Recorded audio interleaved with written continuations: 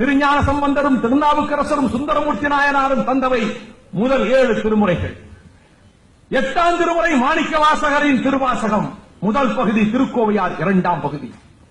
9வது திருமுறை 9 அடியார்கள் தந்த திருமுறை.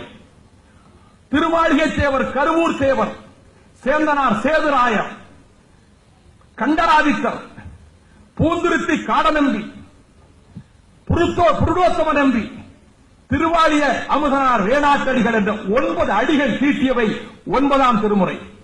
10ஆம் திருமுறை திருமூலர் தந்த திருமந்திரம் 10ஆம் திருமுறை. 11ஆம் திருமுறை காரைக்காலம்மையார், நக்கீரதேவநாயனார், கபிலதேவநாயனார், பரணதேவநாயனார், கோல் நாயனார், சேரமான் பெருமாள், பட்டினத்தடிகள், நம்பியாண்டார் நம்பி இவர்கள் தந்தவை. 12ஆம் திருமுறை சேக்குழார் தந்த பெரிய புராணம்.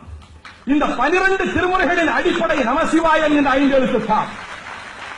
இந்த நமசிவாயம் என்ற 5 எழுத்தை வைத்துத்தான் சிவபுராணத்தை தொடங்குகின்றார் திருவாசகம். வான் கலந்த மாணிக்க வாசகனின் வாசகத்தை நான் கலந்து பாடுங்காம் நற்கருப்பன் காற்றினிலே, தேன் கலந்து பால் கலந்து செழுங்கனித்தின் சுவை கலந்து ஊன் கலந்து உயிர் கலந்து ஓப்பாமல் உவற்றுவதுவே இனிப்பதுவே என்றாரே மாணிக்க வாசகர். வாட்டமிலா மாணிக்க வாசகரின் வாசகத்தை கேட்க பொழுது அங்கிருந்த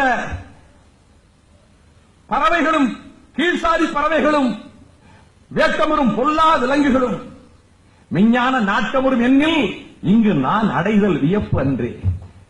ஆகவேதான் வடலூர் வள்ளலாரின் உள்ளத்தில் மாணிக்க வாசகர் திருவாசகர் இடம்பெற்றதைப் போல லண்டன் நகரத்திலே இருந்து வந்த ஜெய்யும் கோப்படிகளினுடைய உள்ளத்திலே இடம்பெற்ற காரணத்தினால் 1863ஆம் ஆண்டு மையத்திலே அவர் தமிழ் படித்துவிட்டு 63 ஆண்டுகள் தமிழ் படித்துவிட்டு லண்டனுக்கு போனார். லண்டனிலே ஆக்ஸ்போர்டு பல்கலைக்கழகத்தில் பாலியால் கல்லூரியில் தமிழ்துறை தலைவரானார். அவர் திருவாசகத்திலே உருகி போனார்.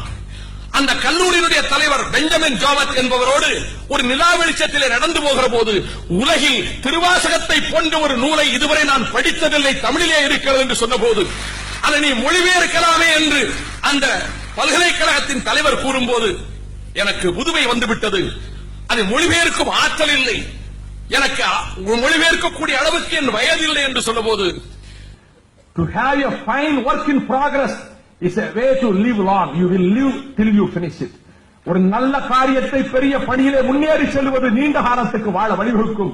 இதை முடிக்கும் வரை நீ உயிரோடு இருப்பாய் என்றார். 1900 ஆண்டு ஏப்ரல் 20ஆம் தேதி அவருடைய மொழிபெயர்ப்பு வெளியாயிற்று. கோப்படிகளினுடைய மொழிபெயர்ப்பு வெளியாயிற்று. அந்த திருவாசகத்துக்கு உரை ஒரு பலர்கரை உரை இருக்கின்றார்கள். காலத்தின் அருமை கருதி நான் விரிவாக செல்ல விரும்பவில்லை. அந்த திருவாசகம் 51 பதிகங்களை கொண்டது. 656 பாடல் அல்லது 658 பாடல் என்று சொல்வார்கள். இந்த 51 பதிகளில் 10 பாட்டாக 19 பத்துக்கள் இருக்கின்றன. விரல்கள் 10, மோசஸின் கட்டளைகள் 10, திருக்குறளின் பாடல்கள் 10, 10 பாட்டு, முல்லை பாட்டு, குறிஞ்சி பாட்டு, திருமுருகாற்றுப்படை, பொருணராற்றுப்படை, பெரும்பானாற்றுப்படை, சிறுபானாற்றுப்படை, பட்டினப்பாலை, மதுரை காஞ்சி மலைவடுகடாம் என்று 10 பாடல்கள். அதை போலத்தான் இங்கே இந்த திருவாசகத்தில் 51 பதிகங்களில் 19 பத்துக்கள் இருக்கின்றன.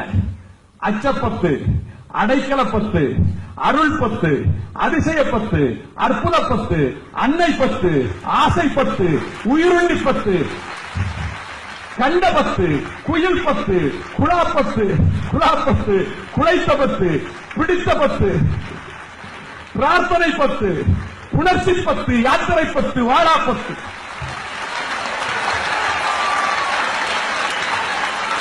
இந்த 10ல் இவர் எதை பற்றி கொண்டார் தெரியுமா? இவர் 3 பத்தை பற்றி